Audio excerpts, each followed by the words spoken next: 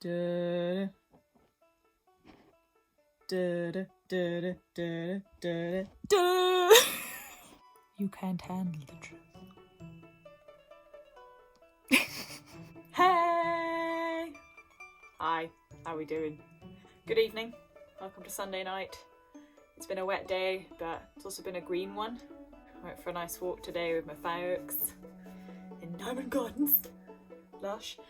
I'm not going to explain why I'm wearing the horns. I think they speak for themselves. They're super comfortable. I can't stop wearing them around the house. I think they suit me.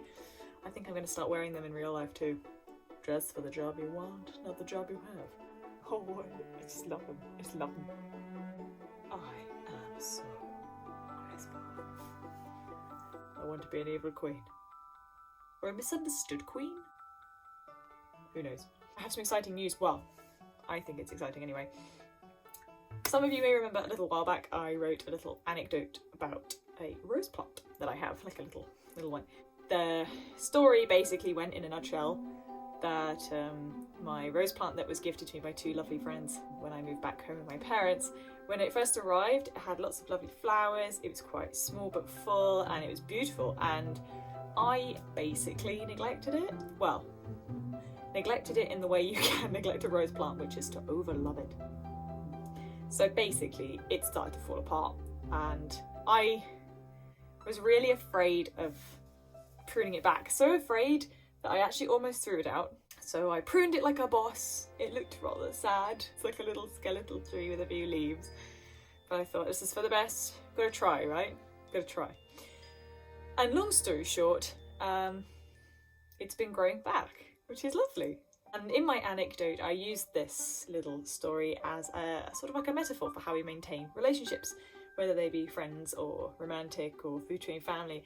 It's sometimes you can be so obsessed with keeping the image and keeping the beauty in the buds, in the flowers, that when things start to go wrong, you try to keep hold of that.